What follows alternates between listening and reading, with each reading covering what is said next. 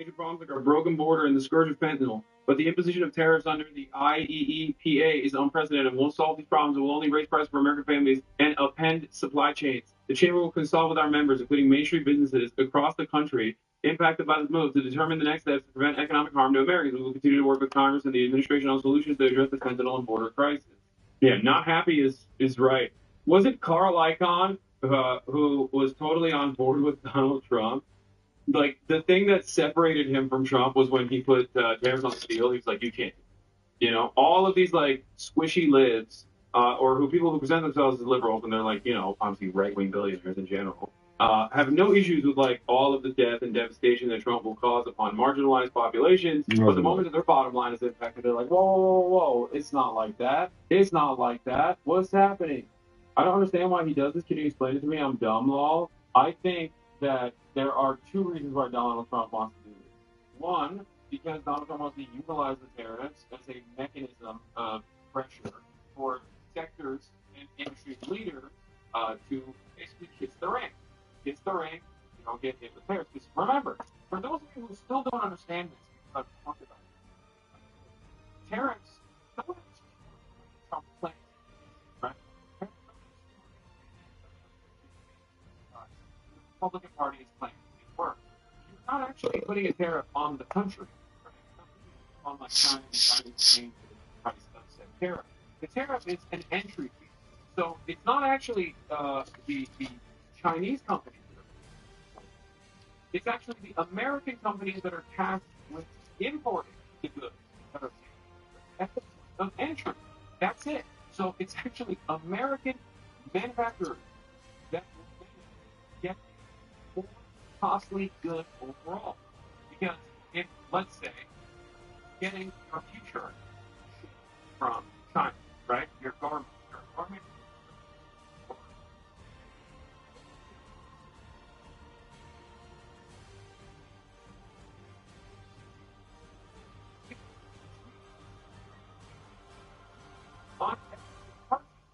Automatically, the garment manufacturing goods are now 10% more expensive.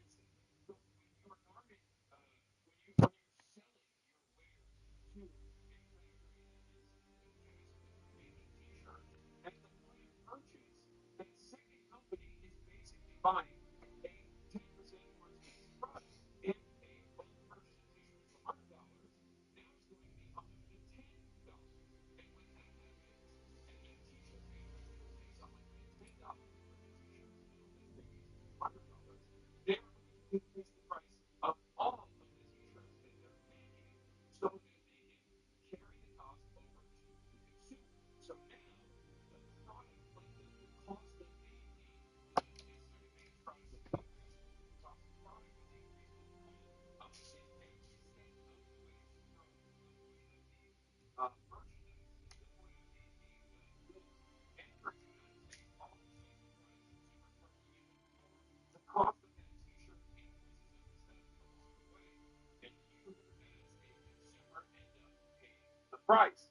The money made by the tariff, additional money comes to the federal government. Now they have extra money to work with. And you, the consumer, are technically subsidizing that money. This is the reason why tariffs can be seen as a federal sales tax. There's also almost always retaliatory tariffs from the other countries. Look at that. And for the record, when tariffs do happen, if there is no competitive domestic manufacturing, of course, trade of that sort of commodity, or all commodities, will actually decrease because people will seek out cheaper alternatives. So they will move in the direction of like Vietnam, for example, or another manufacturing that isn't China, that will still make the same or similar product without the additional cost associated with it. Now, of course, changing your manufacturing to a different country is a relatively costly process. So that in and of itself will also yield more expensive goods at the point of purchase. So there's also that issue and the retaliatory tariffs will also yield the same exact result. China is they did with soy. Right? That's what they did when Donald Trump engaged in tariffs on steel in China. And China says, okay, we're putting a tariff on steel. This ends up harming the American manufacturers because now the Chinese government is looking for alternatives to purchase soybeans from. So they're not getting it from America, they're getting it elsewhere. And at the end of that process, it ends up harming the American manufacturer. And I say this, I criticize while also maintaining a position that tariffs on particular goods is not necessarily a bad thing. One of the things I want to be clear is I wish that American manufacturing was interested in making competitive electric vehicles. So while we do actually maintain some understandable trade isolationist policies when it comes to car manufacturers in an effort to preserve and protect our manufacturing sector. The American manufacturers are also not using this as an opportunity to create better products that focus on avoiding tax-based standards and developing cars that will meet larger changes like structures in a country where things like F-150 is the most popular vehicle. I consider that to be an annoying nuisance while still maintaining a position that I understand why there's a necessity for some tariffs on some goods. Why? Because the automobile industry in the United States of America is a competent and competitive manufacturing force that uses not just its critical, its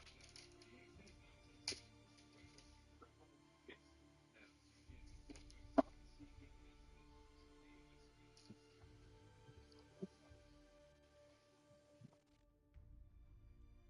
as a of American laborers, union laborers, good union jobs that are readily available at the assembly line.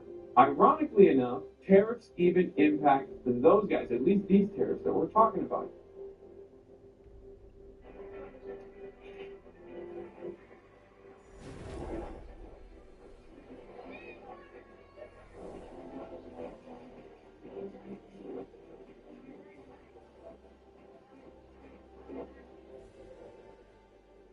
Human trafficking is happening in your community every day. It is done by exploiting a person through the use of force, fraud, or coercion. Every year, millions of men, women, and children are trafficked worldwide, including right here in the United States. Learning key indicators of human trafficking can help identify exploited individuals and potentially save lives. Please call 1-800.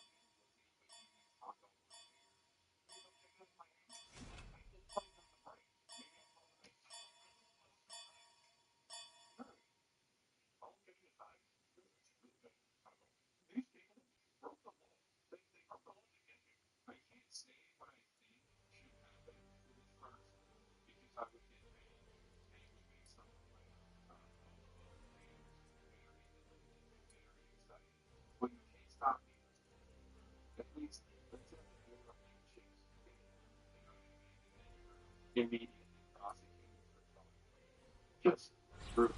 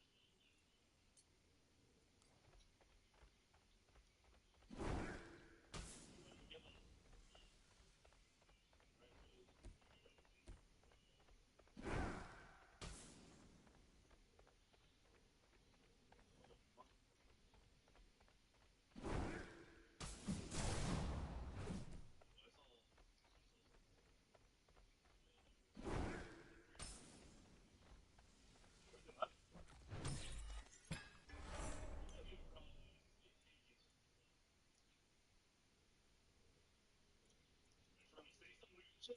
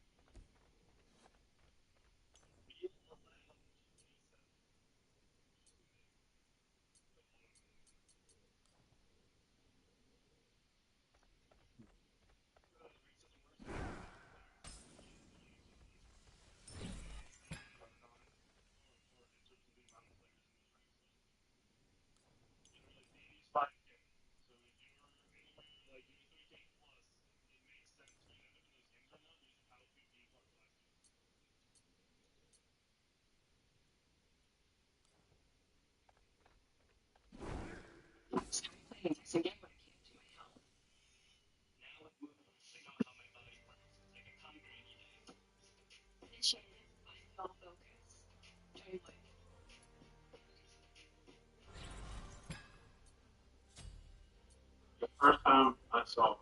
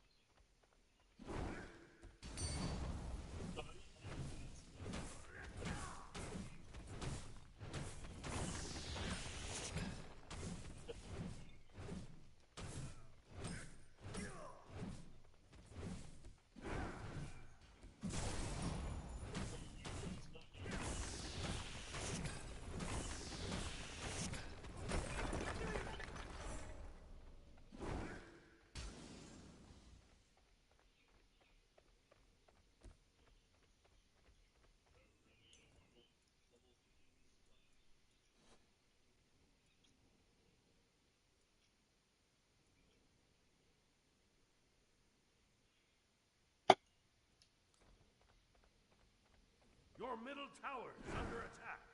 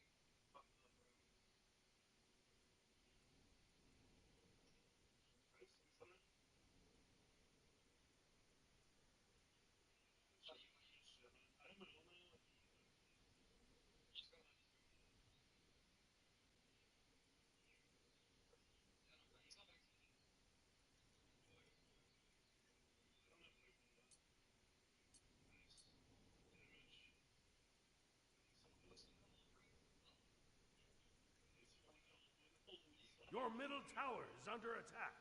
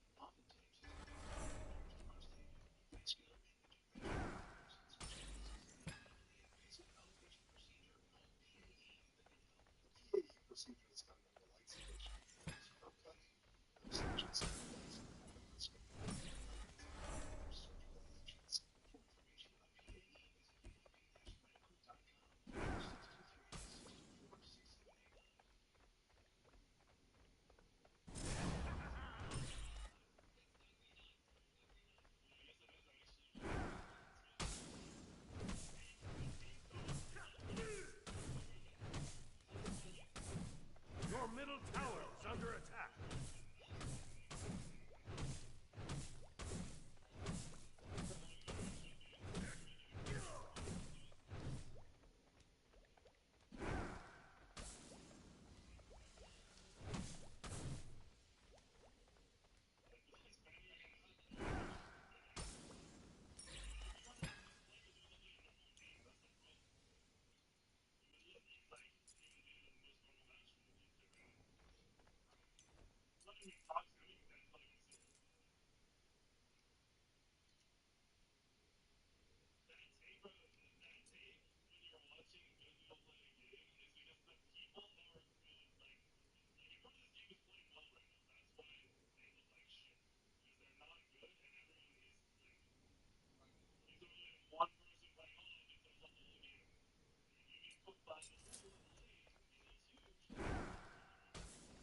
Your middle tower is under attack.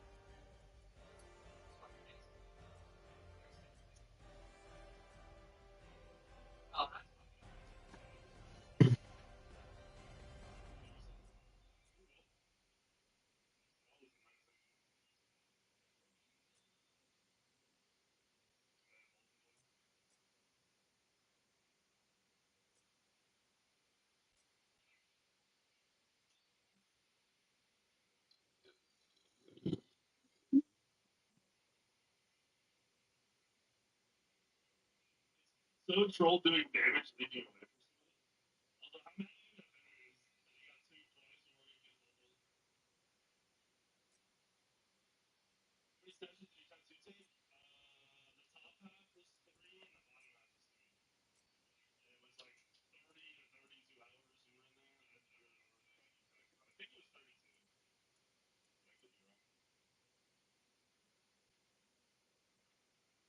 So my ult is now on a 68 second. Solid. One is on a 5 second.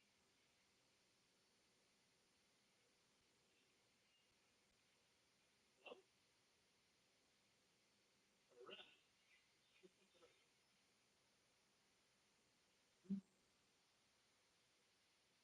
Coming right.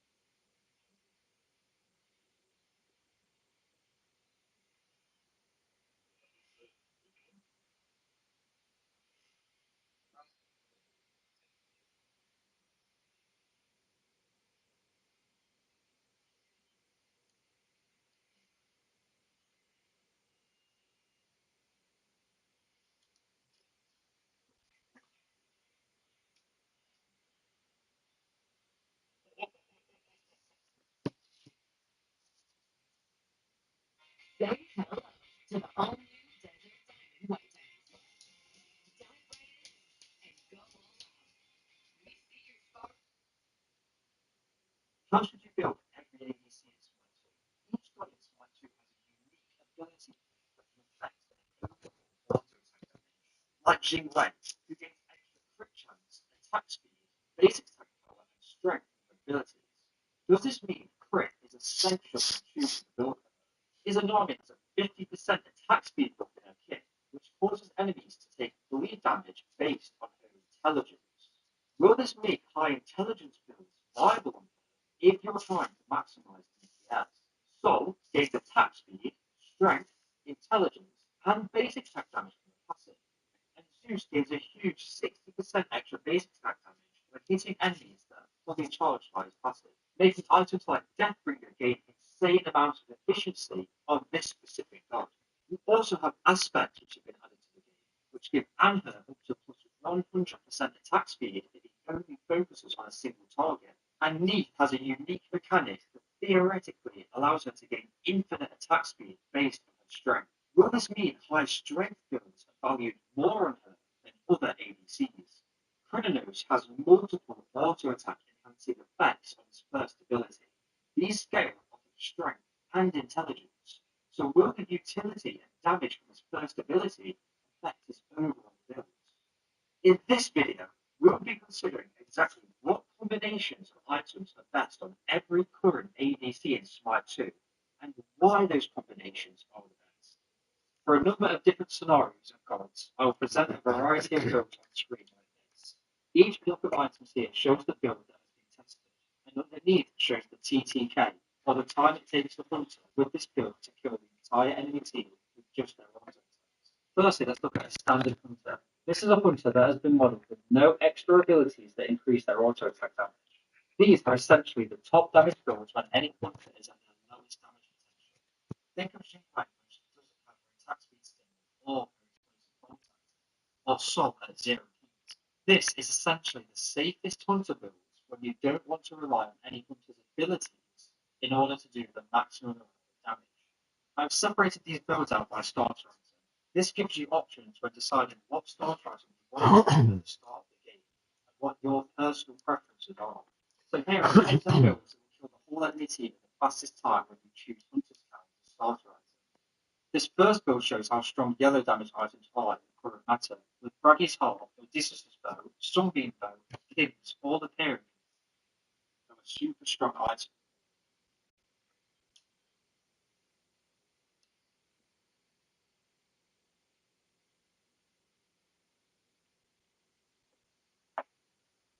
Super strong item, doing up to 6% of the target's maximum health as damage, which means it absolutely shreds through tanks and is basically essential for killing the enemy solo laner and support in a reasonable amount of time. Then we have Odysseus' Bow.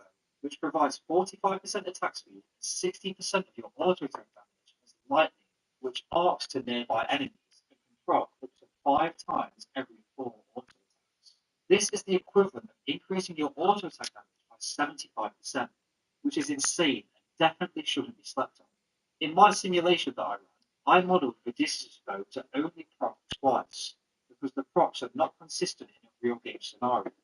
And even though it's only modelled at 2/5 of its damage potential, it still appears in every top 200 build. Outside of these 3 essential items, there is a lot of variation in these builds, which is great for players that don't want to be locked into a certain style of play. We can see quite clearly that Deathbringer is the strongest crit item, and is even viable on its own in a build, which enemy soloing and support trades, providing basic attack damage and small amounts of life attack speed and crit chance. Here are the top 10 builds with sharpshooters. We can see quite a big contrast of how you should build with this starter item compared to this cow. The 10% crit chance on this item seems small, but when we consider that Deathbringer compounds the efficiency of other crit items, we can see Sharpshooter's Arrow encourages a high crit build, with Deathbringer appearing in 9 of the top 10 builds. But this second build does show us that it is not essential at all to build high crit with Sharpshooter's Arrow. Now we can dive a little bit deeper into a real game scenario, as we haven't thought about lifesteal in this build yet. Lifesteal is almost essential for sustaining in lane and can swing the fight in your favour by healing you up on the damage you take. So let's take a look at the top builds for a standard hunter that contain lifesteal. We can see 2 very clear favourites here, Devar's Gauntlet and Bloodforge. These items provide good stats outside of just the lifesteal, with Devar's Gauntlet providing lots of strength and flat penetration, and Bloodforge providing lots of strength and some attack speed. But both of these items do lack in lifesteal when compared to some of the other items. Bloodforge is also a good active item, which provides you with a shield and extra lifesteal when you activate it, meaning you can choose when you want these powerful effects, and may easily allow you to win a fight or survive, providing lots of utility when you need it the most. It's worth noting here that without lifesteal in the build, Sharpshooter Arrow has a lower time to kill than Hunter's Cowl, but with lifesteal, the roles have reversed. Here are the top 10 builds for Hunter's Cowl with lifesteal.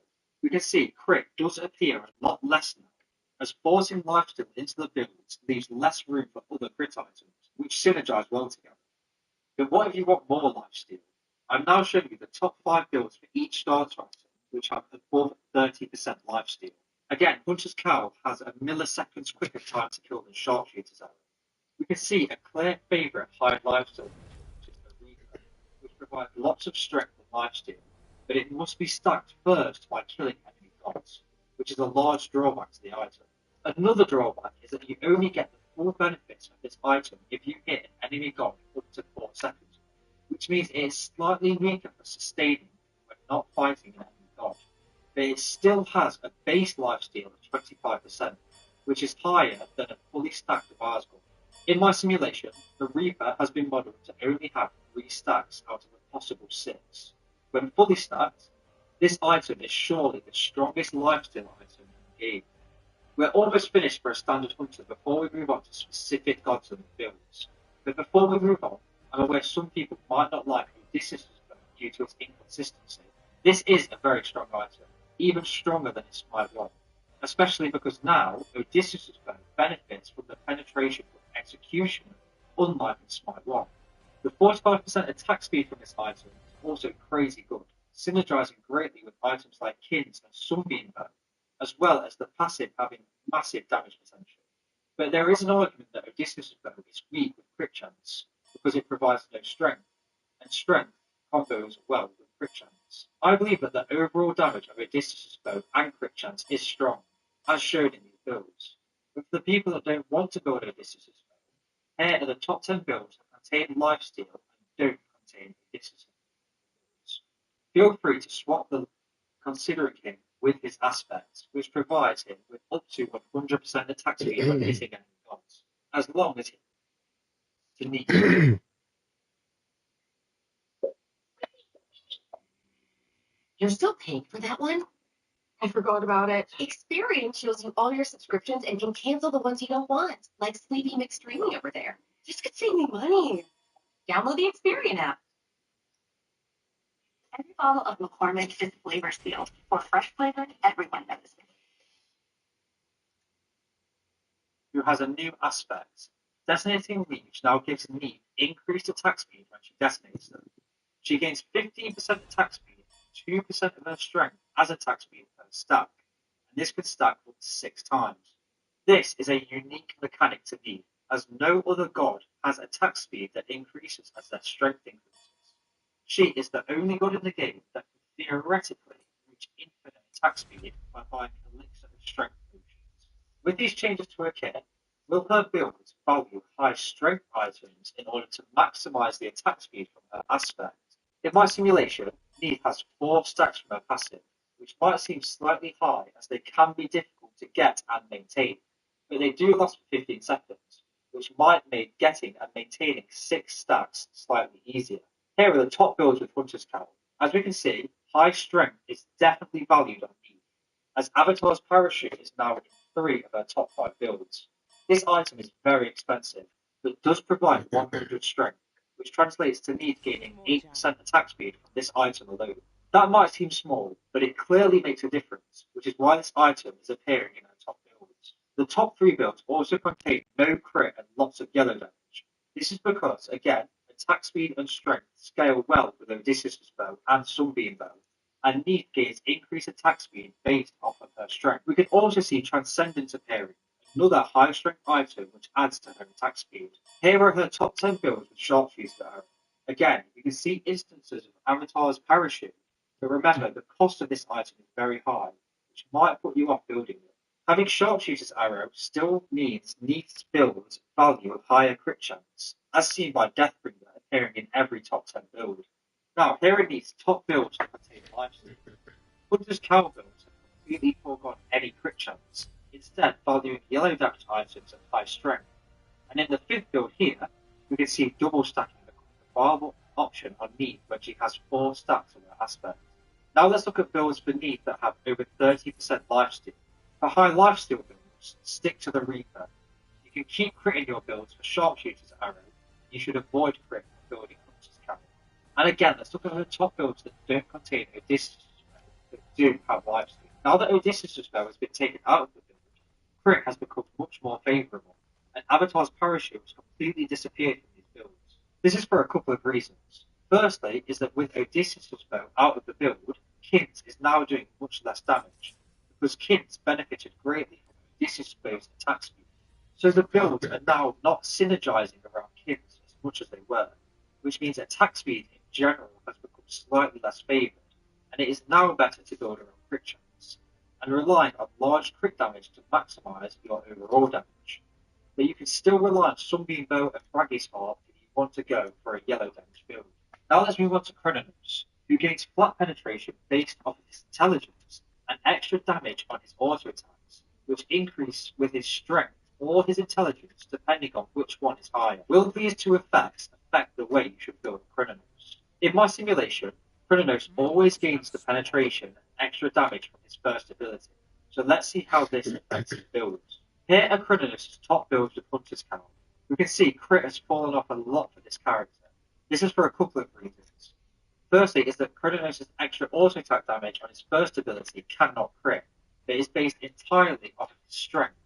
This means the builds value crit slightly less, as those items tend to provide lower strength. Another reason is that without any attack speed stim in his kit, his builds are desperately looking for attack speed, because Kins, Odysseus' bow, Sunbeam bow, and Fraggy's Harp, such strong items, will scale much better with higher attack speed. Crit items tend to have less attack speed, so the builds tend to slightly disfavour them in order to make these yellow damage items better. And then the builds are looking for penetration to ensure maximum DPS against attacking targets. Chrononos' first ability scales so well with strength, and essentially means he has an extra yellow damage item naturally in his kit. This synergizes well with building other yellow damage items that also scale in strength. We also see Transcendence here, which is a super high strength item, but the flat penetration on it is great for Chrononos, who already gains flat penetration with his first ability. If you've seen my protections and penetration video, you know that the more flat penetration you have, the more efficient it becomes. This is why Chrononos scales so well with other flat penetration items. This is also the reason that Oathsworn Spear appears, as it provides flat penetration when you hit an enemy god with an ability. Now let's move on to Sharpshooter's Arrow.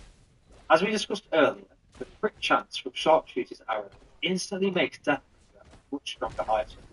This effect cascades through the rest of the items chosen, with more crit chance making Deathbringer even more efficient, meaning the builds value high crit chance much more now. It's crazy just how much difference 10% crit chance can make. Here's a comparison of building Sharpshooter's arrow and Hunter's cowl on Chrononos. You can see that the time to kill these items is practically identical, making the starter items extremely well balanced. Sharpshooter arrow builds always consist of more crit chance, while Hunter's cowl favours yellow damage chance. Now let's look at Chrononos' top builds with lifesteal. You still want to build crit with Sharpshooter's arrow, and Devar's Gauntlet and Bloodforge are still the strongest lifesteal items. If we look at builds with over 30% lifesteal, we can see the Reaper, again, is the best way to get lots of lifesteal, except for in this build, where a combination of both Devar's Gauntlet and Bloodforge is viable for Chrononos. This is again because Devar's Gauntlet requires flat penetration, which Chrononos scales well with. In case you want an option that doesn't contain Odysseus' bow, here are the top builds for each starter item with lifesteal and without Odysseus' bow. As you can see, crit is much more highly favoured now in these builds for Hunter's cowl. Chrononos also benefits from having intelligence in his build, with this one providing the flat penetration shred I mentioned earlier, along with the slow that scales off of his intelligence, and healing, which also scales off his intelligence. With this in mind, Chronos' top build with intelligence is greater than his strength. I have removed Odysseus' bow from these builds, as you would likely want to focus slightly more on abilities than solely auto attacks if you build high intelligence. There are a variety of builds that Chronos can go, but you will be sacrificing 3 to 4 seconds on your time to kill the whole enemy team. This might be worth it now that your abilities hit much harder, and that you have an increased heal, slow, and protection shred on your first ability. Now let's look at another recent addition, Izanami. Izanami is unique because her auto attacks pierce enemies, meaning she has insane damage potential, being able to hit multiple gods at once. One thing to note about these piercing auto attacks is that yellow damage items like Kins and Odysseus' bow will only proc on the first enemy hit. If your auto attack pierces an enemy and hits another enemy, your Kins, Bragg's Heart, Odysseus' bow, etc. will not proc on subsequent enemies. But all of the attacks can critically hit, meaning crit items are strong on her if your enemies are lined up. Izanami's first ability is an attack speed sting which stops her auto attacks from piercing, but gives her 50% attack speed and bleed damage on her auto attacks. This bleed damage scales off of your intelligence, hitting up to 50 plus 60% of your intelligence per second. But this effect must be stacked up on the enemy first, which takes 4 auto attacks to achieve.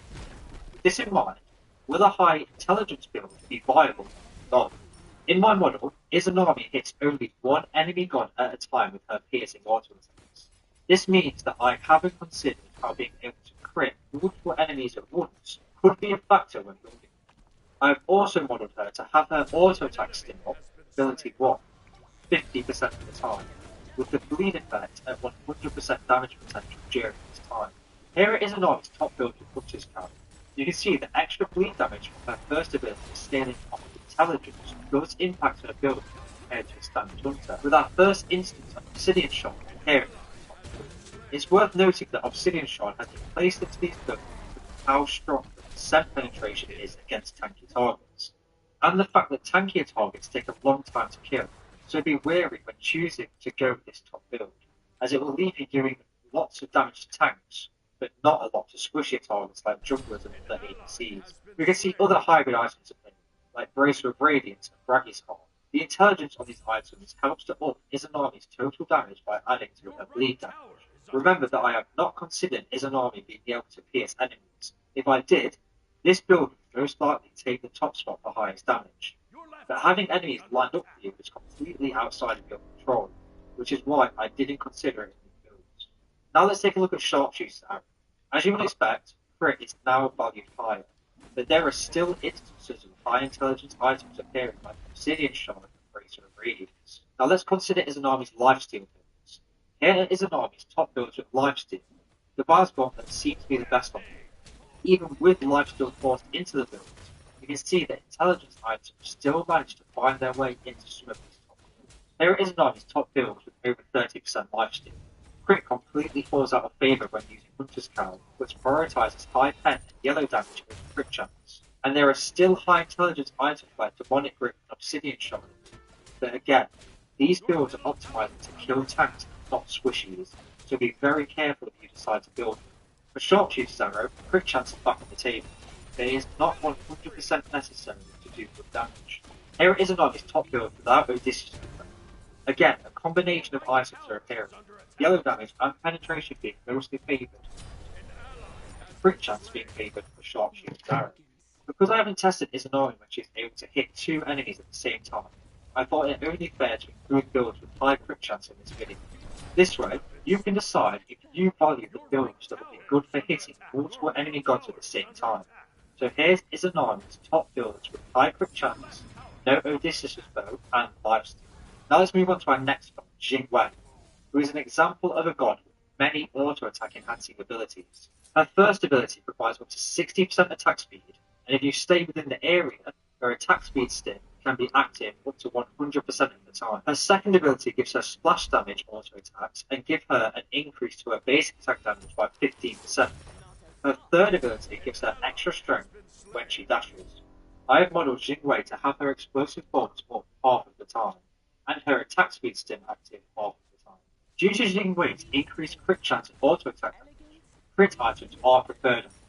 The fact that she can get 3 crit chance instantly makes Deathbringer almost essential in her top builds. Even with Hunter's Cowls and Star Troopers, it's been shown to be slightly weaker with crit items than Sharpshooter's Arrow.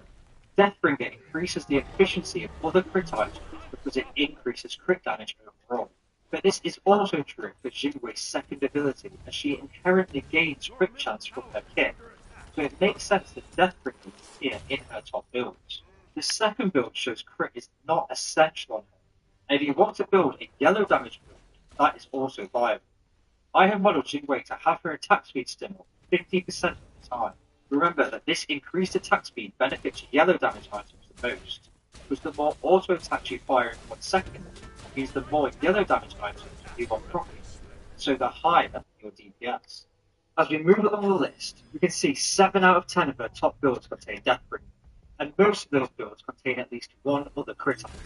I must say here that the builds with high crit do lots of damage to all enemy types, while the non-crit builds are likely optimizing to kill tanks and dealing slightly reduced damage to squishy targets. For Sharpshooter's Arrow, the simulation now highly values crit items, with the top 3 builds containing both Deathbringer and the third build even containing 3 crit items, to fully maximize Jingwei's crit potential. These builds are much more focused to kill squishy targets fast and sacrifice a bit of damage on tankier targets, but overall these builds will kill the whole enemy team in the fastest time. The top build is the most interesting, as it seems to devalue attack speed in order to maximize strength and crit chance. This tells us that this build is relying on massive crits to enhance its overall damage, and is relying much less on Odysseus' begins. Here is Jingwei's top builds with lifesteal. You can see Devar's Gauntlet and Bloodforge stay in the top spots. Crit falls off slightly with Hunter's Cowl, as having 1 lifesteal item in the build forces out another crit item, which reduces the overall efficiency of Jingwei's crit damage and makes it more viable to leave crit out of the build altogether. Sharpshooter Arrow builds keep crit hard, and this is the first instance of Sharpshooter Arrow builds having a faster time to kill than Hunter's Cowl builds when we consider lifesteal. This is due to Jingwei's increased crit chance and basic attack damage synergizing well with Sharpshooter Arrow and Deathbringer. For builds with over 30% lifesteal, the Reaper is the most efficient item, but a combination of both Devar's Gauntlet and Bloodforge can be strong as well. And finally, for the builds that don't contain Odysseus' bow and do contain lifesteal, crit easily takes the top spot and appears in every build, with the core items being Deathbringer, Demonblade, Executioner, and Hidden. All of the other items in the builds are replaceable, so you do have lots of choice in whether you want to go for more crit chance in Musharami's Dual Swords, more pen with Titan's Bane, or more yellow damage with Braggy's Harp or Sunbeam. Now let's move on to our first magical god on this list, Sol. Sol's passive allows her to gain attack speed, strength, intelligence, and extra basic attack damage from building up her heat. At max heat, she gains 25 intelligence, 10 strength, and 15% extra basic attack damage. Now let's look at another recently added hunter, Izanami. Izanami is unique because builds of auto attacks pierce enemies, meaning she has insane damage potential, being able to hit multiple gods at once. One thing to note about these piercing auto attacks is that yellow damage items like Kins and Odysseus' bow only proc on the first enemy hit. If your auto attack pierces an enemy and hits another enemy, your Kins, Bragg's Heart, Odysseus' bow, etc. will not proc on subsequent enemies. But all of the attacks can critically hit, meaning crit items are strong on her if your enemies are locked up. Izanami's first ability is an attack speed stim which stops her auto attacks from piercing, but gives her 50% attack speed and bleed damage on her auto attacks. This bleed damage scales off of your intelligence, hitting up to 50 or 60% of your intelligence per second. But this effect must be stacked up on the enemy first, which takes 4 auto attacks to achieve. With this in mind, will a high intelligence build be viable on this god? In my model, Izanami hits only one enemy god at a time with her piercing auto attacks. This means that I haven't considered how being able to crit multiple enemies at once could be a factor when building her. I have also modeled her to have her auto attack stim up, ability 1, 50% of the time, with the bleed effect at 100% damage potential during this time. Here it is Izanami's top build with Hunter's Carol. You can see the extra bleed damage from her first ability scaling off of intelligence does impact her build when compared to a standard hunter with that first targets, and the fact that tankier targets take a long time to kill.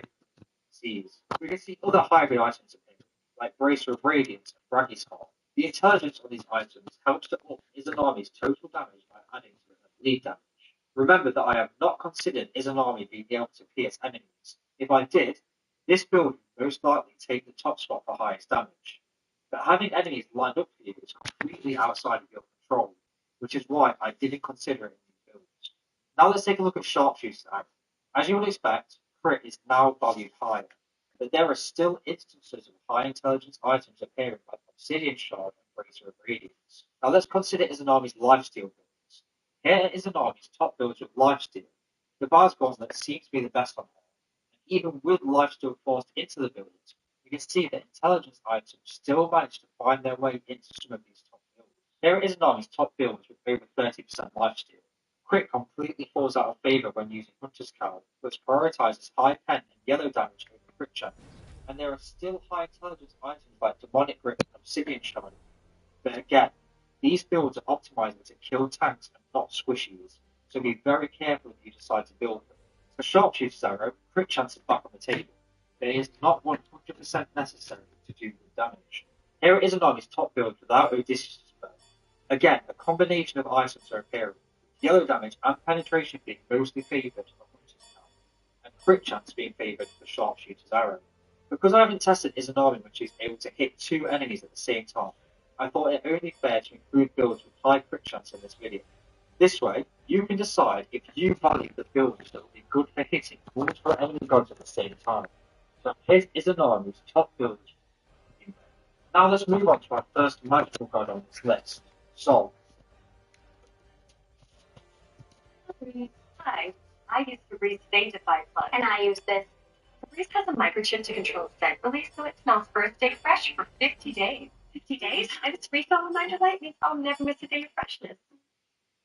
Febreze Plug. The perfect blend of flavor. I put that shit on everything. But I'll be considering in this video. Zeus. Zeus can build up charges on enemy gods. What's it see? Even though he is extremely lucky to get plus 40% base attack damage to all targets. This was the best way I could think of to average out Zeus hitting enemies who are fully charged and enemies that have no charge at all. Remember that this increased attack speed from his second ability, so I have modelled him to have an additional 20% attack speed at all times. For Zeus, you most likely want to go for a crit build to take advantage of his extra basic attack damage. But just for completion, I'm going to run over each scenario I've already run over.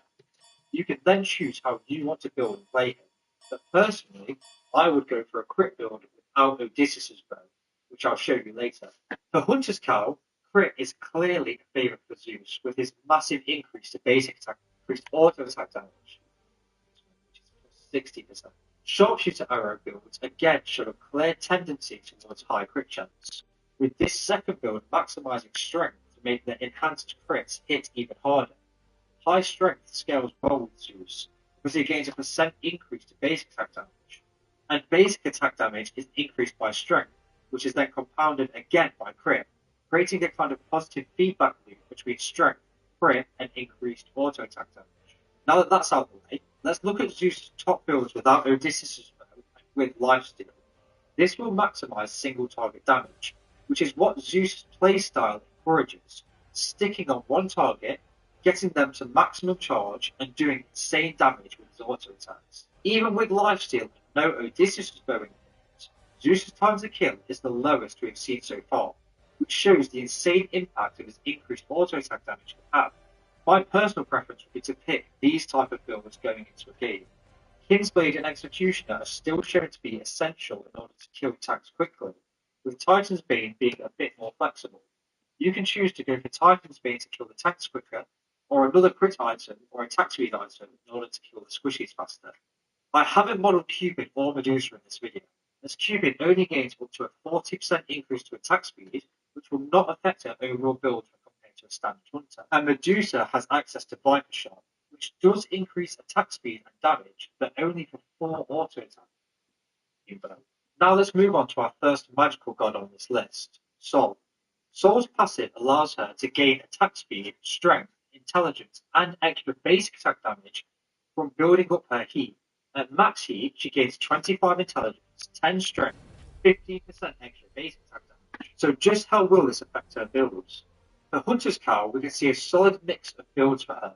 Crit takes the top spot, but not far behind lies a pure yellow damage and penetration build.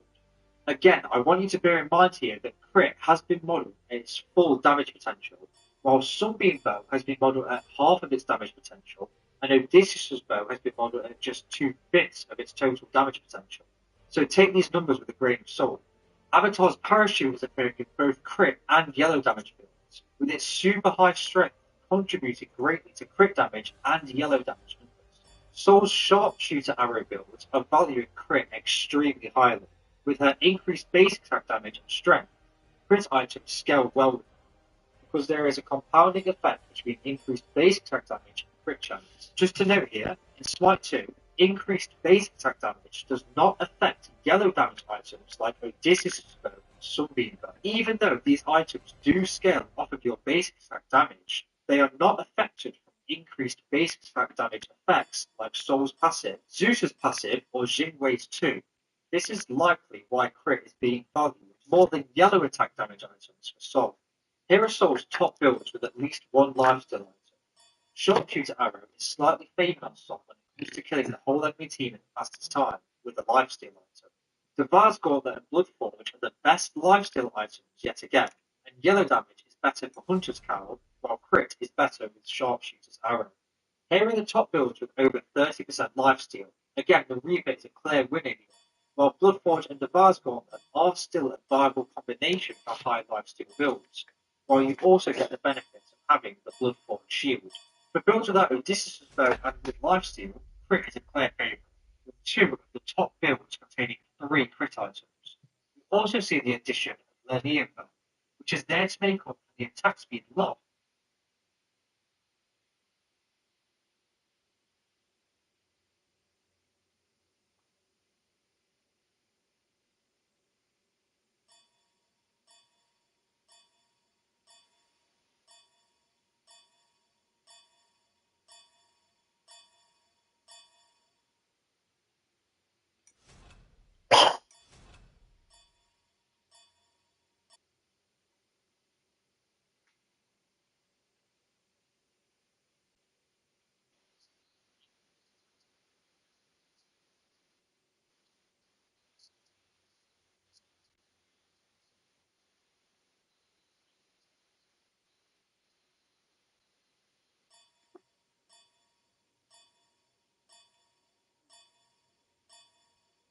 When I removed Odysseus' bow from the builds. And now we can move on to the final god I'll be considering in this video, Zeus.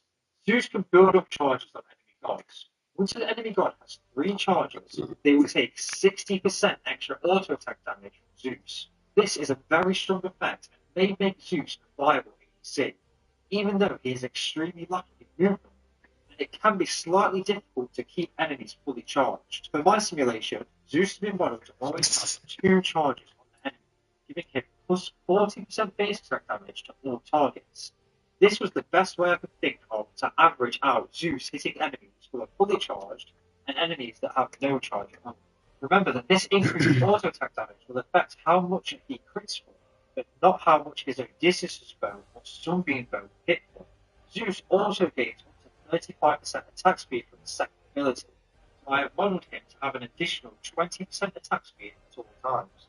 For Zeus, you most likely want to go for a crit build to take advantage of his extra basic attack damage. But just for completion, I'm going to run over each scenario I've already run over.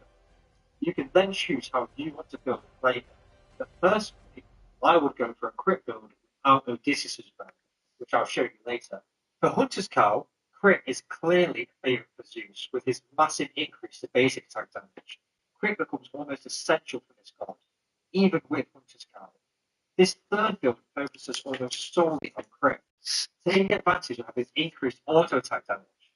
The top 6 build shows us that crit isn't essential on him, but remember, I modelled him at 40% increased basic attack damage, not his maximum, which is plus 60%.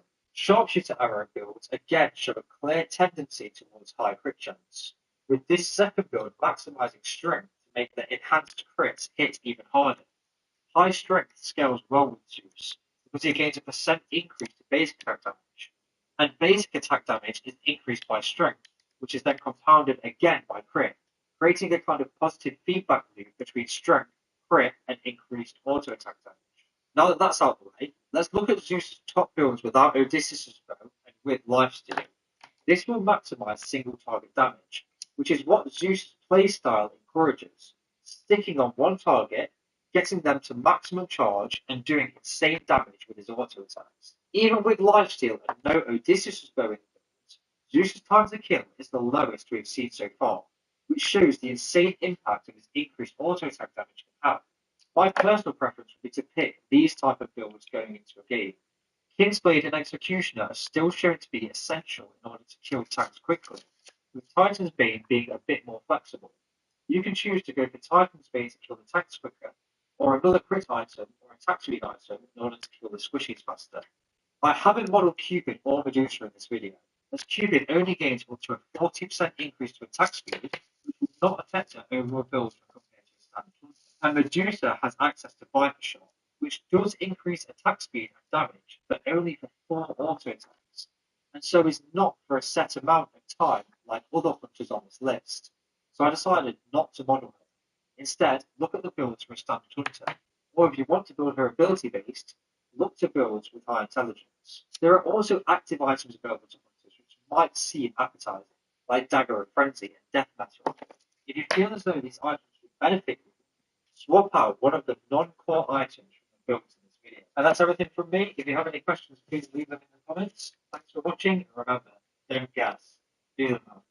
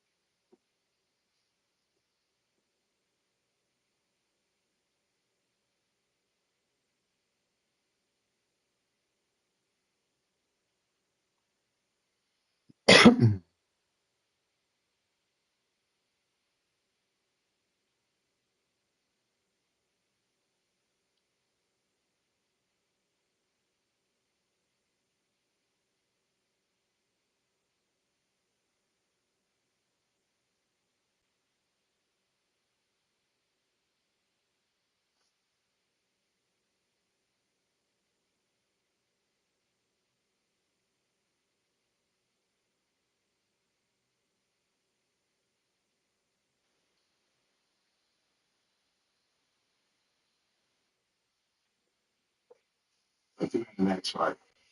It's a lot of fun. When I saw Spencer was on it, I haven't seen shows. John Weinstein.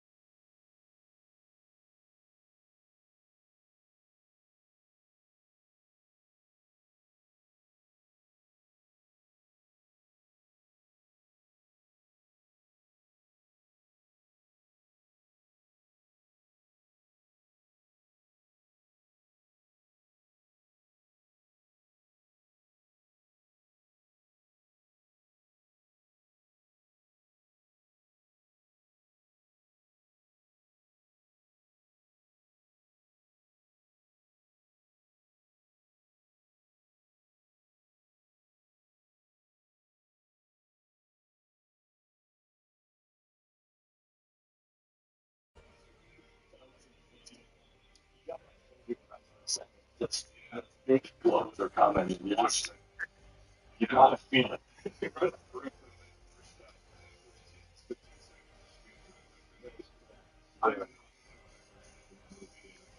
He just did a spin into his cat and then it goes on. Right? It was really cool.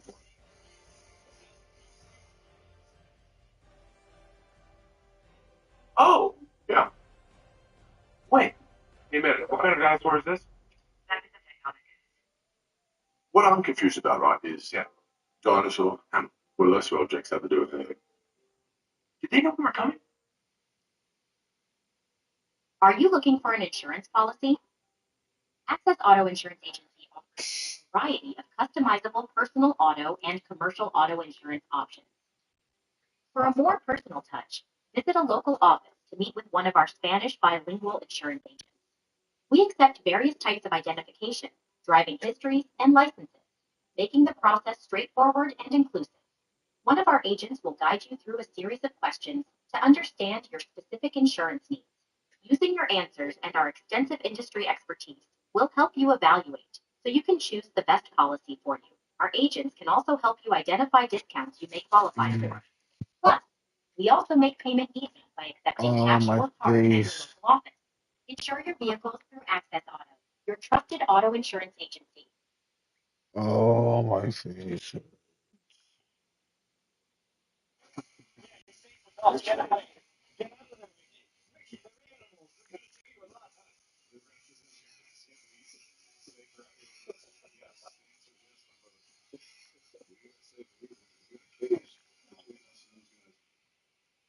fine. The steel toes are protecting him. Yeah. Yeah, no, He's got padding. he does have padding. He just puts it on under the. You guys can't see it because it's under his clothing, but he has shin pads.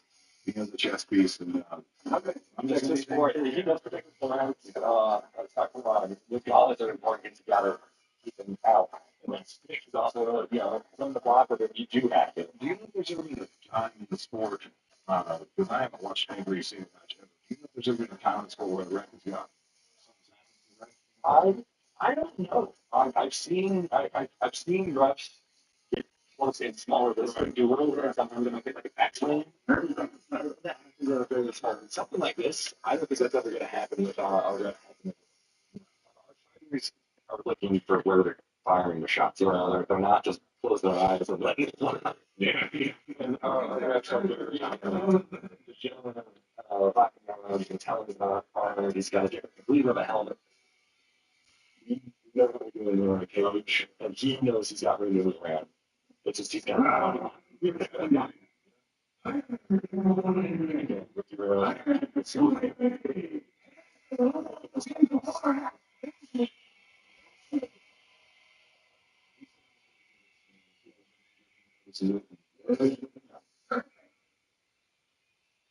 we switched out the max with McCain, and here's how to change out the shoulder.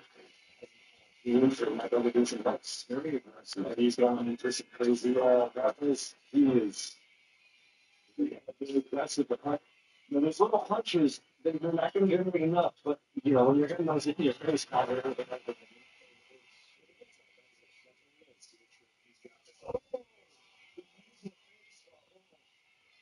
He's going to try to bulldoze over, but that's going to be interesting to see if he can maintain that pace. Let him get up and This whole time. again, there's still aggression, there's still that sportsmanship here because this team in this fight. He's going to try to go for that again. So just keeping that separation, trying to stop his punches from coming in. I just needs to make sure that if he's tapping his face, he knows where his legs are. That's it. Yep. That off the cage. He's got a leverage. He's got that. He's got it. on. Oh, good. That was a good adjustment from John. His knees. Hear people yelling knees. Beat me to it. So their coaches yelling knees at them. Oh, man.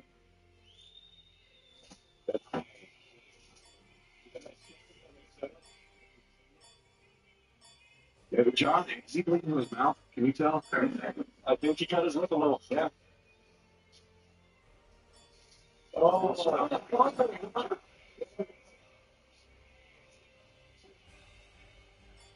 that's a tough part because since they kind of rolled on the side, Yeah, because John had that take and we were just locked up. We were just that's the best defense. If they can't do anything, you're here. Yeah, stay locked up. No sets 2 points difference. It's kind of sure. Right. I think even the We were talking about, Sam, I was talking with Sam earlier. If they're just doing this, then they're not head. no, I don't watch, right? It's got stock. it's got That's a what I told them. I was making sure. I'm trying to educate myself each time that I do this to make you're sure. doing that. You're distracting your opponent. Right. You know, you hit him in the face and not make that make their favorite viewers room. You're not convincing your own way cooking it. Yes.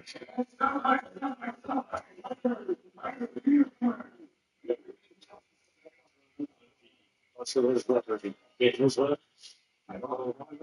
I don't know if I see a mouth guard in his face, which is an option. You don't have to, but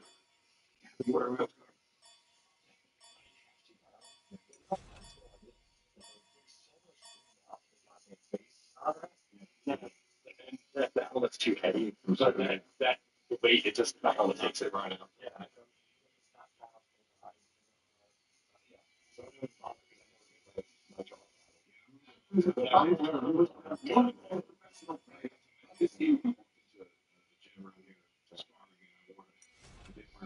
I just forgot.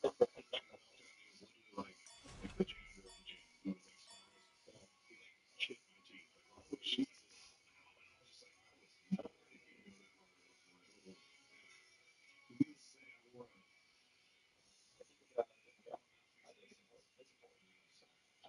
But the helmet that I had and was using protects me.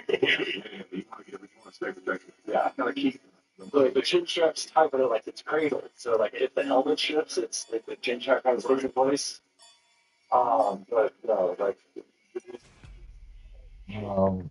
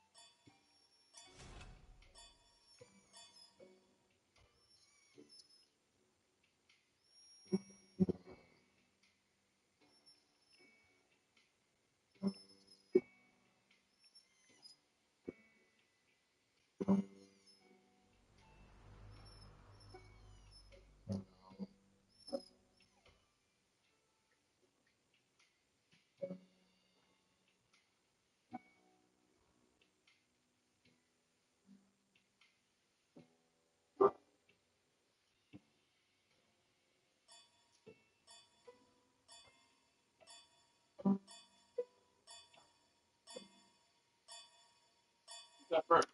You know, yourself, you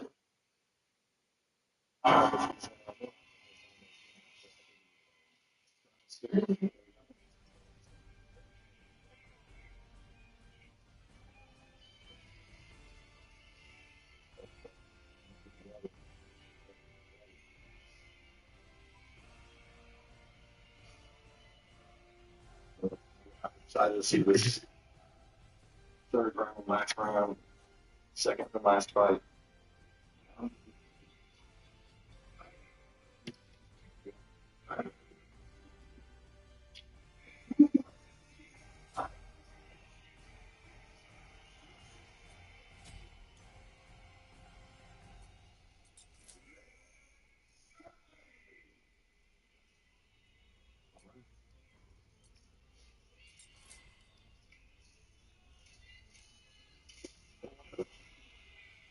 That shifted the helmet.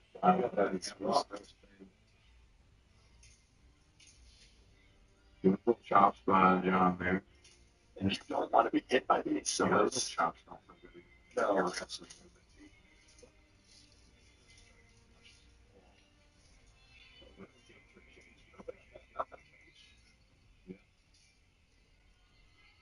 with it.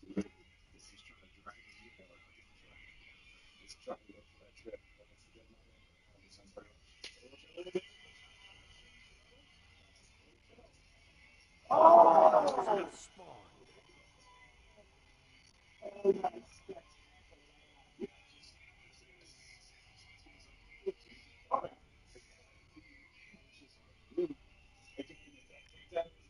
You, and at the same time, you've got that defense. literally walk home from here. I'm not going to.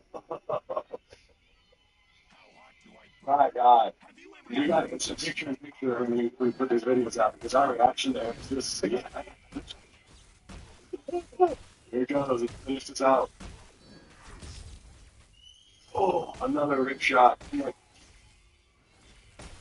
They are limping. They are both hurting and still fighting through it. I don't even know the fish. Easy coming in.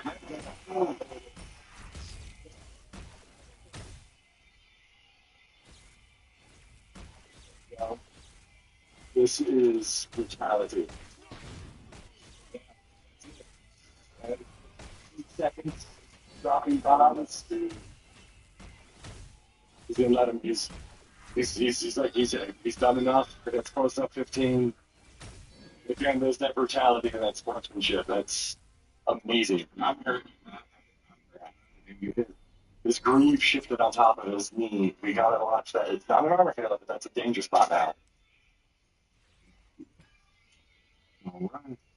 But you can see there's yeah, and it stems.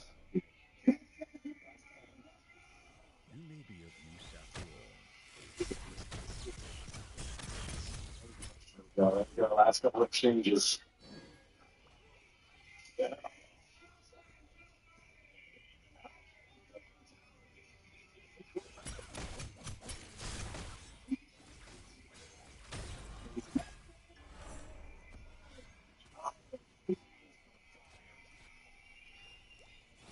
I've never seen Andrew fight, man. We came out long. Yeah, yeah. He was very aggressive. I've never seen action. I was excited for this fight. Yeah. John, man, I knew John. John can always fight, you know. Oh, he busted his lip. What bus is it? Mount. The name of the bars from the Wolfwood helmet is where it looks like it got hit there. I got hit there. Kind of a thing. Sometimes those helmets get pushed hard, you know. 16 blood tonight. We have, yes, a lot of blood, dude. Jeez.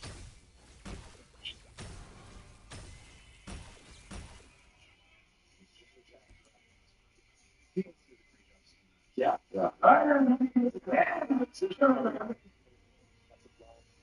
fights, these brutal hits. And you go ahead and come back.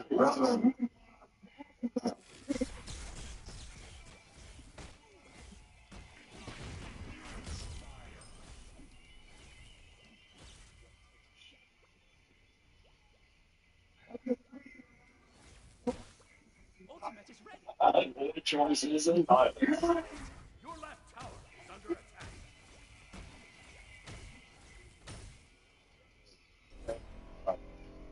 Yeah. Our last one. Retreat. It's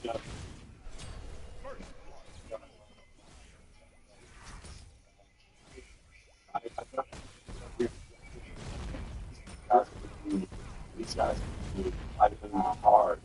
The last Spider-Man I didn't know the last Spider-Man I didn't know they were going to be with setting the television on the night. Yes. They are here to put on a show. Wait a minute. Knock each other out. I mean, that's the goal. I hate to say it, but one can hope. One can hope.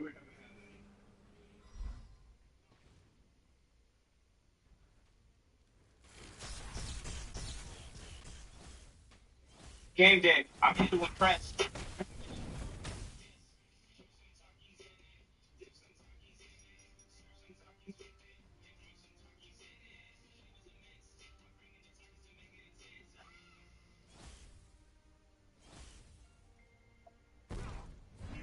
For the most comfortable, luxurious, eco-friendly, and system.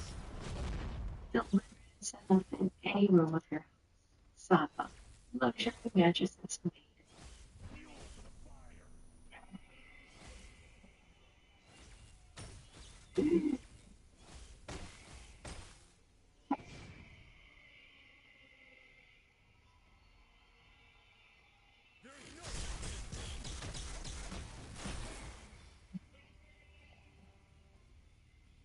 Ultimate is ready.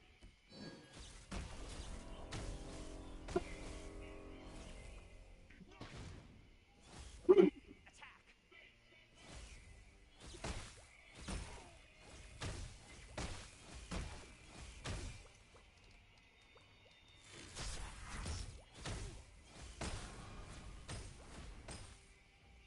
Oh, yeah. There we go. Yeah. My first fight of the night, exhibition fight. We have our local boys in. That's right. Once you make that interest, man, coming in there is all pumped up. Alec has only been with us for 6 months. And we've trained him up, we've been him in armor, and he's been kicking ass. I'm excited to see how he goes. You know, that's a quick turnaround. 6 months to already be 6 months to already be doing this at this level, like in this show. He's got his chicken shield. Throwing in the humor and his athletic ability there too. On my way.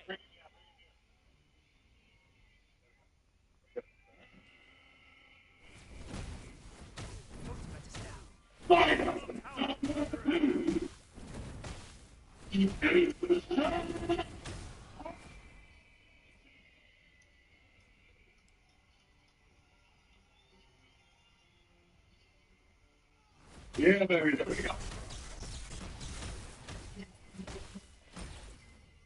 Jack has been in this for 2 years now. Yes, Been around some of the original crew here. Jack is a wonderful man to have on your team. Christian fights, we are allowed to pick our fights in 5 different weight classes. We do have a bit of weight difference, but these both guys choice my shots. It's going to be amazing. That's what everybody's ready for. Yeah, Those we're hits, those knockouts, the TKOs, that's what everyone comes to see.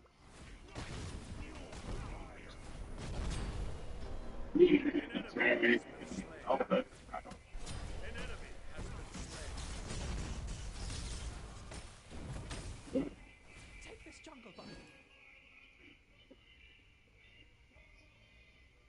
Attack the gold fury. Your right tower is under attack. Attack the gold fury. Retreat your flame.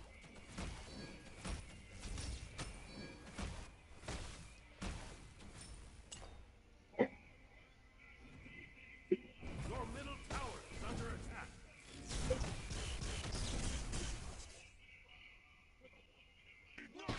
Fuel for the fire.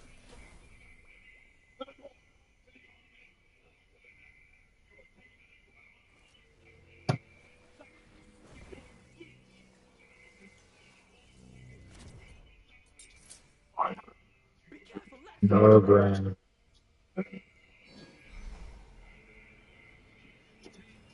That's it. Your middle tower is under attack. We got Alec Phillips, closest to us, Jack across. Ready for these heavyweights to do business. An enemy has been slain.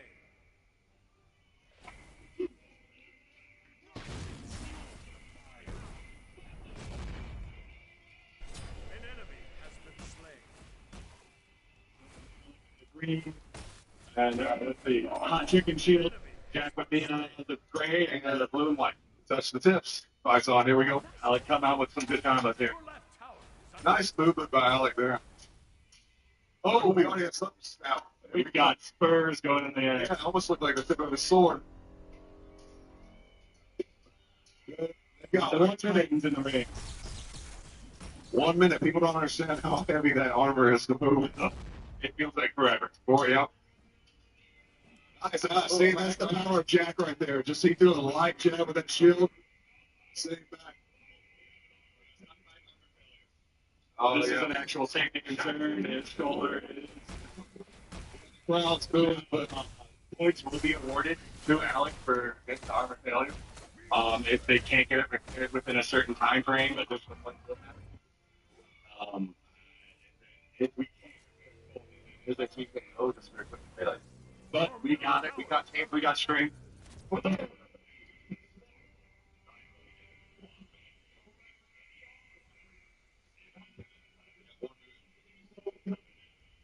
Score points for Alec in that. boy, and the guys working on the equipment have to be so sharp to have that minute to get it done under that pressure. It's in their hands at that point, yeah. ultimate is ready. The repair on the fly is probably my least favorite thing. Touch the tips. Wonderful sportsmanship for both. Good shield strike. Jack's looking to drive it up against the wall and keep it pinned to try to grapple a little bit, use the size advantage, the weight advantage.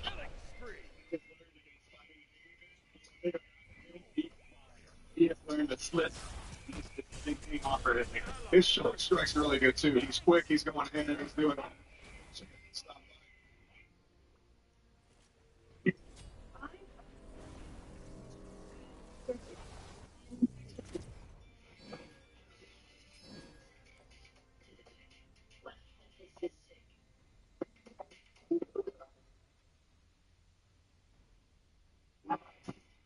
You think you're in an accident? It's circumventing because every accident has a risk.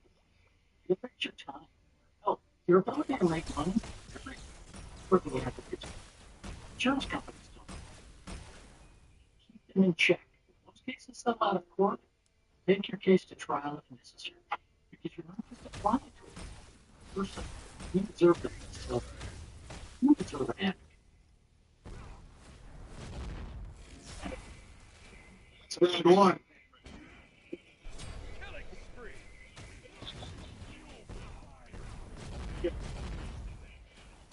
Feels too short. Like, right. Too long. That minute feels way too long to me. Get back to next. It takes one to change the game. But you do have that helmet on, so There's still 2 rounds to go. two more. 2 more rounds. Plenty can happen. Looks like they're finishing up with Alec there. Jack's already standing, ready to go, and Jacob is in his corner, one of their other fighters. Our support staff is doing such a wonderful job. Yeah, they're fantastic. It's like they've done this before or something, you know?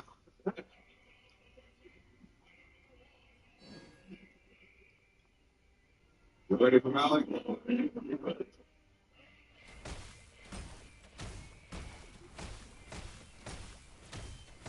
Your right tower is under attack. Nice, there they go. They touch and they're up. Jack with the first strike. Man, ooh, good distance close by Alec there.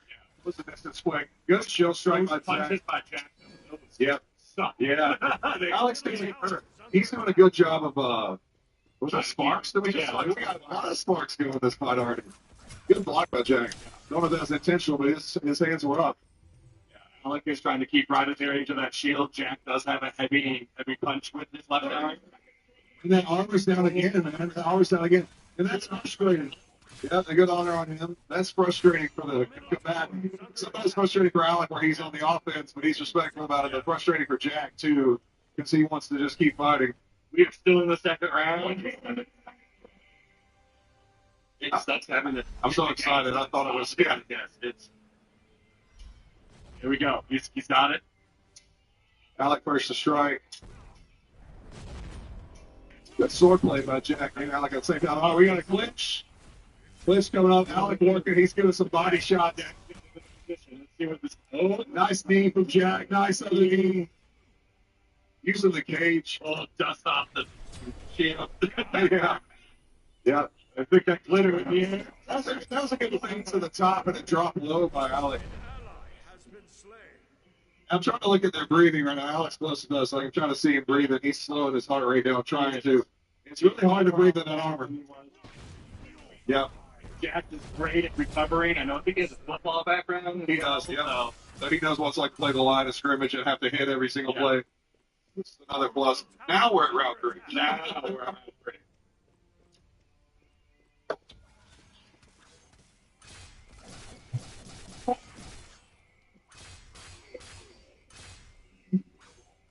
Ready. Under attack.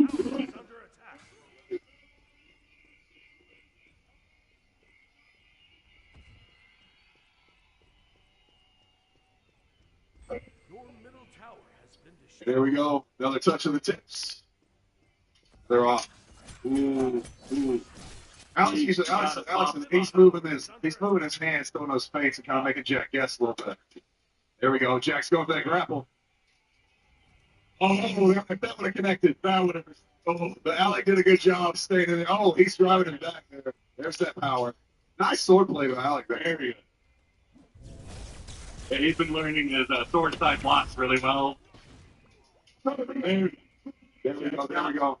Yeah, pushing up on the pedal. Here he is. Jack does need to push the pedal just a little bit. Sweet. He's going for a takedown, but a larger opponent, that's rough. It does need a lot of time to go for that takedown, too. When you're not swinging, you're not scoring points. Alex is just tagging. I think Alec knows where he's at in his fight, so he's trying to just tag, get points. 3 rounds is good. Yes. And that's the fun. The fighters are back to the corners. Helmets off. We're gonna have our counters. Our counters, they are dedicated per fighter. We have multiple people watching each fighter. Good job by both fighters tonight. What a way to start off the show. Looks like he's feeling good. Yeah, he's just 6 months into the game. 6 months in, and he's already, at this level. That's the sportsmanship we like to see. Everyone knows the sixth love language is combat. That's true. An enemy has been slain. Fight. And we're going to go into the decision.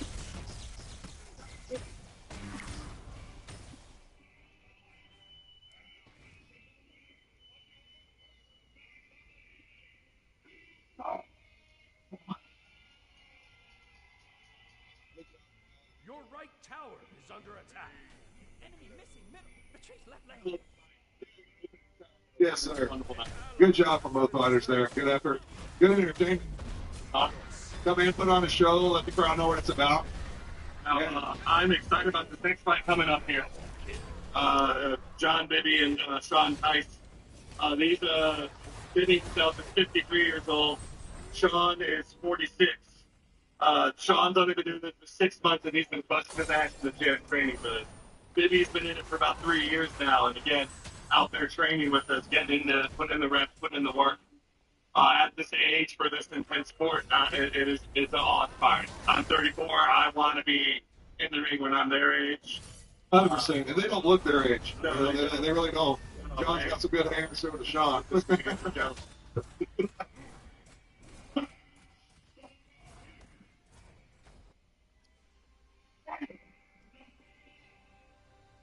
middle tower is under attack. Your left tower is under attack.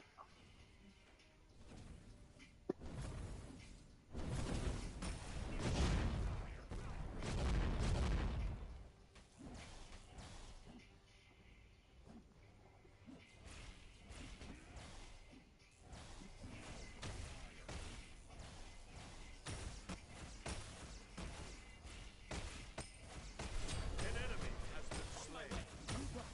Your team has destroyed the Gold Fury. An ally has been slain. Ultimate is ready.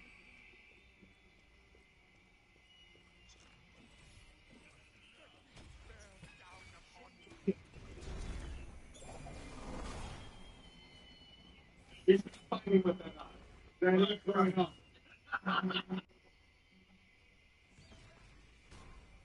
He cracked in his own training. Of course he has. Yeah.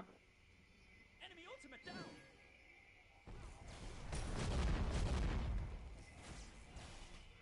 And it's cool.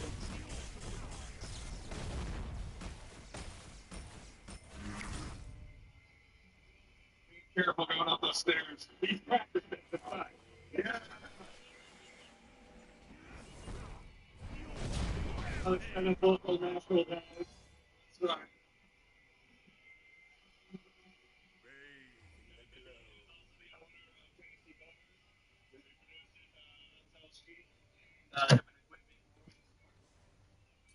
He's awesome. Your team has destroyed a left enemy tower. No, that's pretty good. An ally has been slain.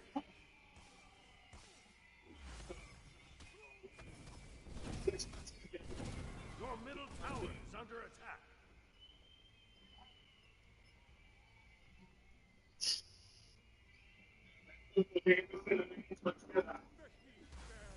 Color loyalty. That was a good color. Need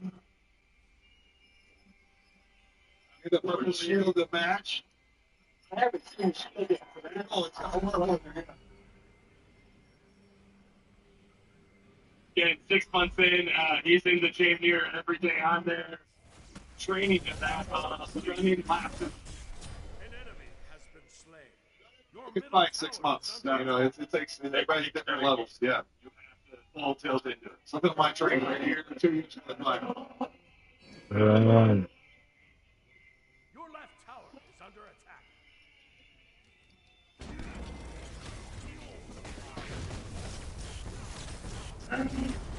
You have been slain. Your left tower has been destroyed. No. An enemy has been slain.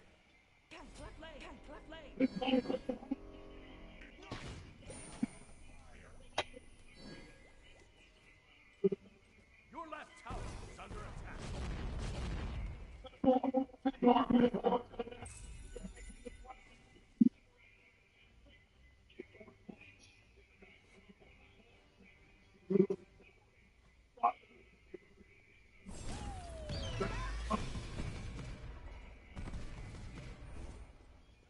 All right, here we go. John Bibby. Sean Rice. Sean, Has been slain. Yep. Sean guys evenly matched in weight, about 10-pound difference. They're about 2 or 3 inches apart. Yeah. Baby's a little bit more experience. This is going to be It's an interesting matchup. Yeah. Close in a lot of ways. They're separate in a lot of ways, you know.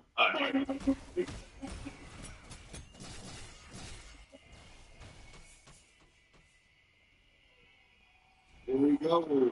Fight number 2. Has been slain. All right. Hang on. Touch tips. Here we go.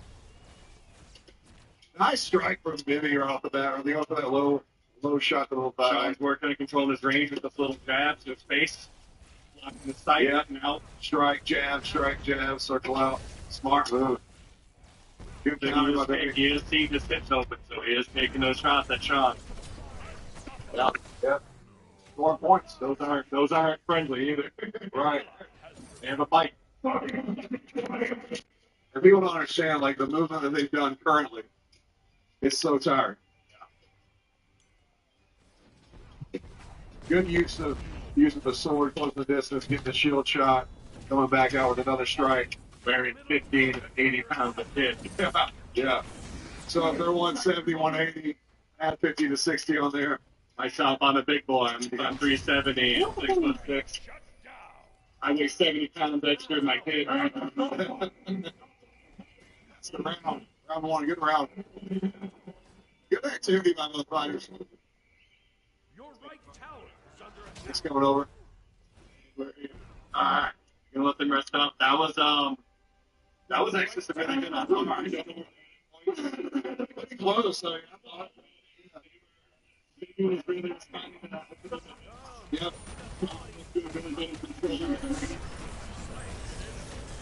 I would give that round to Bibby.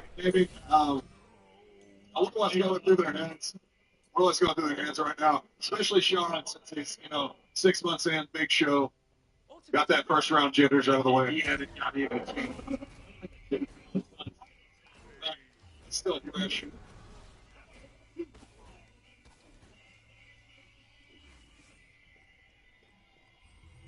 And the crowd feels it.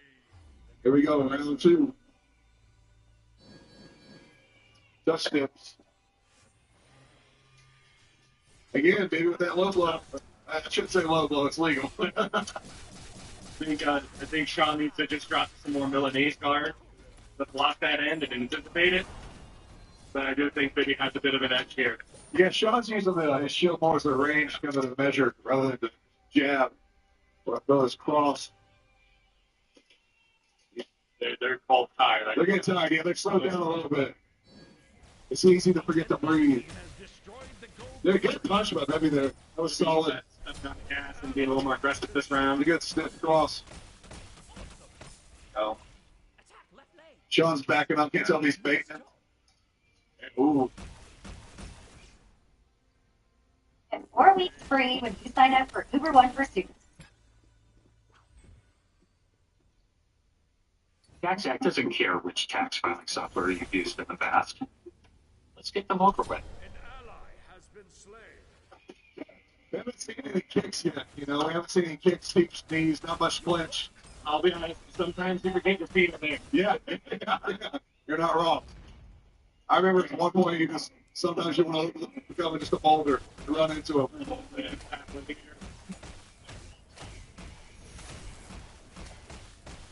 Sometimes could be a game changer if you can land that grapple. Because you do get 10 seconds once they're on the ground if you're in the down position to strike and beat the crap out of them. We're going to expect to see that as we go the other night, especially when we get to the pro fight league area. Yeah. We're going to have amazing.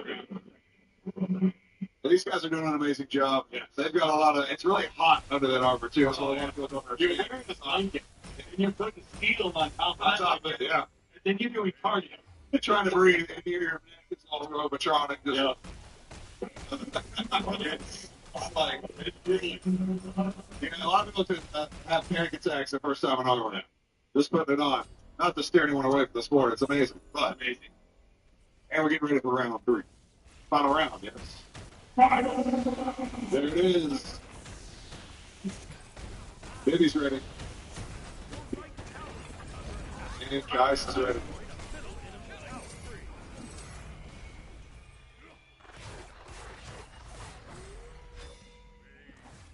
Guys, here we go. They're going to touch tips. Boom, and here we go. Off to the fight. Who's going to strike right there? There's Baby again, opening up with that same move every time. Now, what would you do is say, if you're Sean right now, what are you thinking going into this third round? He likes to open up that shield punch, so I would do an L step towards his shield up, get on that side, and then strike at his side to the hip. Close that distance, yeah. Take the angle. Sean is quick on his feet. Looks like he's recovered a bit. I think, yeah, just a little bit of lateral movement. They're doing some good circling. Yep.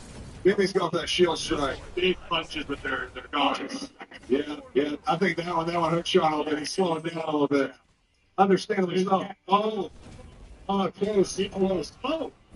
Sean almost reversed it. That's the smart move. If you don't got it, break. Yep, don't waste that energy.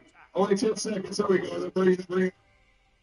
And they might end separate. Okay, they're clashing. One more time. Oh, big hit to Sean's helmet. Yeah, and then people don't think about that ring and that helmet, how bad that hurts.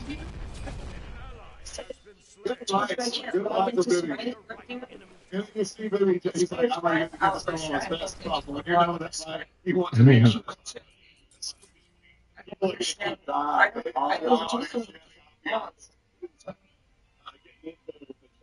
It'll tell you if you're advanced, so For those who don't know what the all-be-all is, the all-be-all is literally every fighter that we have. Till the last man standing. Well, it's to the ground. So once someone's down, the first one down, if someone goes down together, whoever's down first will open page, get them out. There's the sportsmanship. Well, They got some good hair about those guys. Here we go.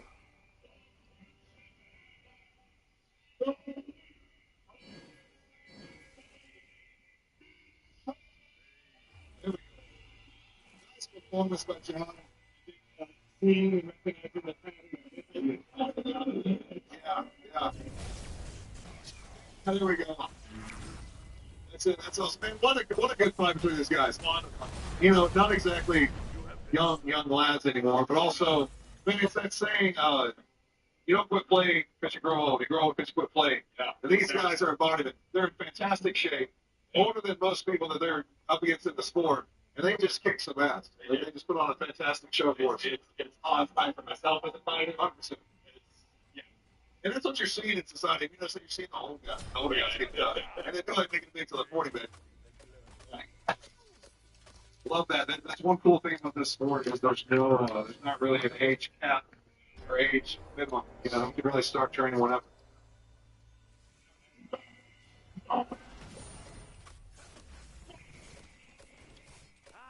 The enemy team has destroyed the fire giant. Your team has destroyed the gold fury.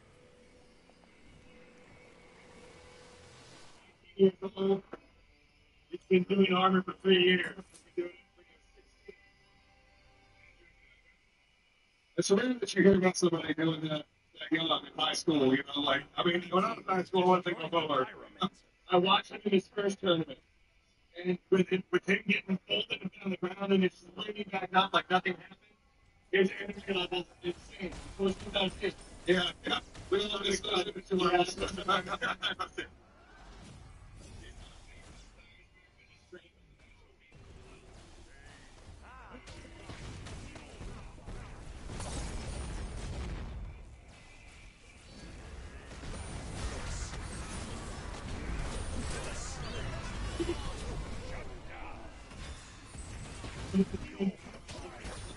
This is a game back. It must be a 35 or something. I don't know. Yeah, yeah.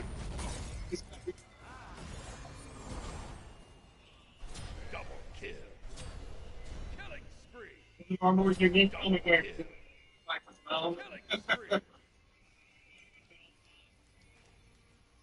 spree. He's got about a year and a half experience. Triple kill. I think it's all about it. He's ready to get in there and do his thing. Looks like he has. I can't tell. Yeah, he's got the kind of that. What's the? Oh, he's got. Yeah, the chainmail.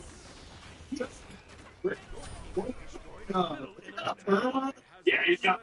He's got rivets on the edge of his helmet.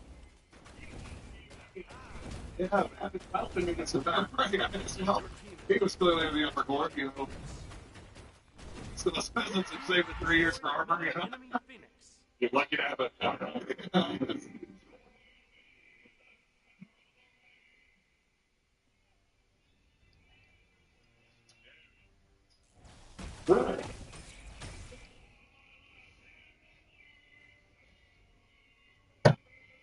Your team has destroyed a right enemy tower.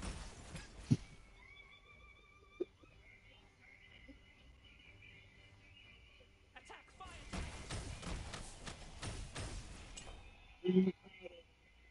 That's right, right.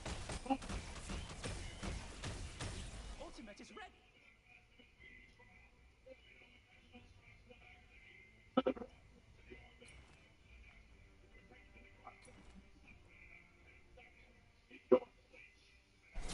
Shut down. Double kill.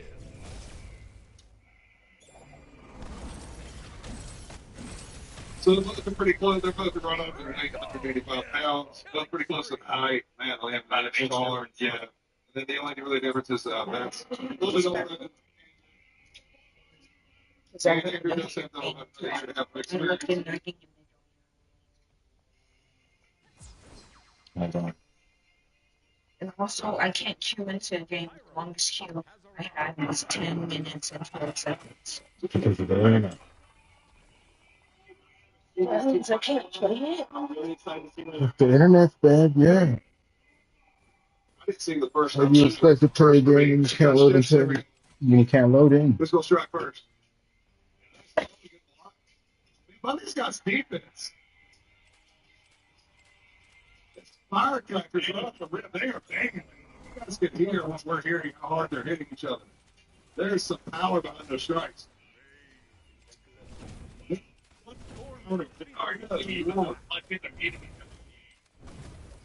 Yeah, I think compared to the other two fights, it's going to say where the power behind these is pretty crazy. We got a clinch. We're trying to work that. Nice knee. Yep. He said, I don't have it. Get away. Like he said earlier. Visibility in Mac Gifter's helmet. Yeah, but there is a little bit of danger.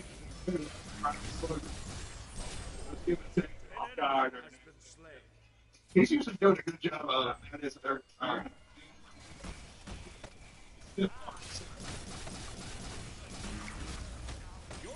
has destroyed the Gold Fury.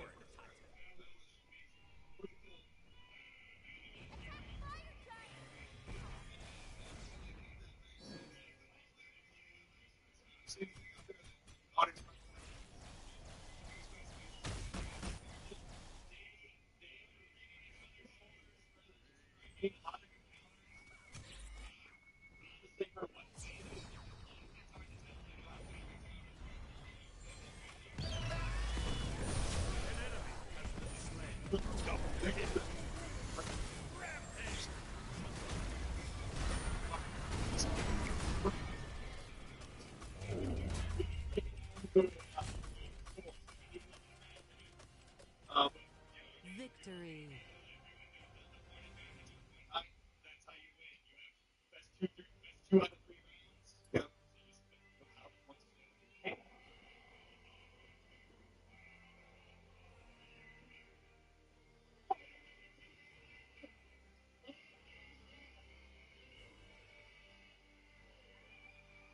we go.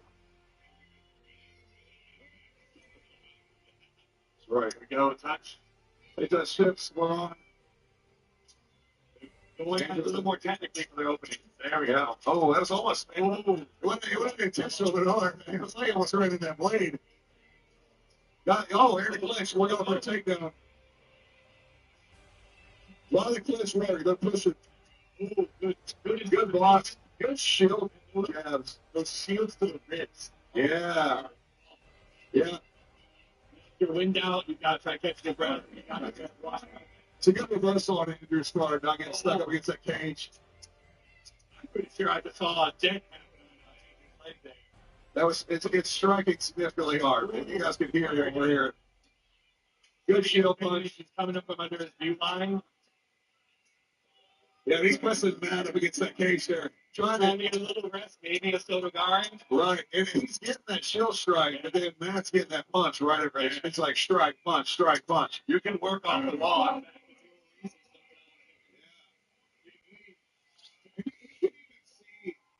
When the fighters walk back to the corner, they did a good job not either one of them going down. They were both looking for that takedown for a second. I think Matt was holding on to it a little longer, trying to find it. Then Andrew gave up, was like, I'm going to get some points. Yeah. The grapple work real good, real energetic. They're being smart about it though.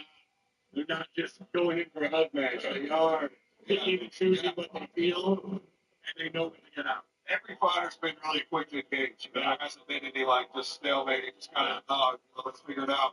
They're hitting it off the rip. They're seeing each other's faces. All right, here we go. Here, final round.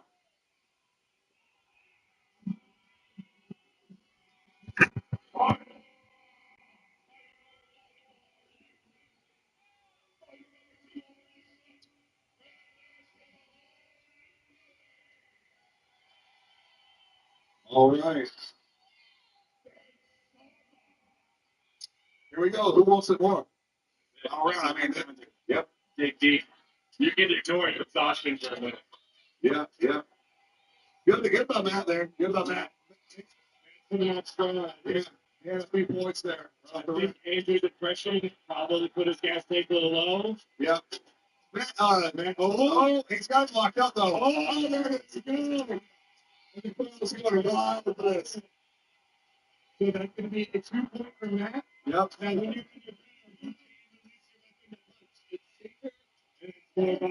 nice. And then they said, they're going to stand them back up because you only get 10 seconds on the ground before they stand you up. The timer does stop for this, so they can get on their feet. And the reason want them just on the ground, we want them to get back up and fight. And the reason they do that is to give them time to get their weapon. Then also, you don't want to spend the fight on the ground for 3 minutes because it is so hard to get up in armor. You can't see people's faces. You want to know they can get up after that 10 seconds. You want to give them that chance. We're checking on their consciousness. Here we go. Here we go. I'm wondering how tired Matt is for being on the dollar. You know what I mean? They both just you don't understand how hard it is to get up and doing that. Just to get up.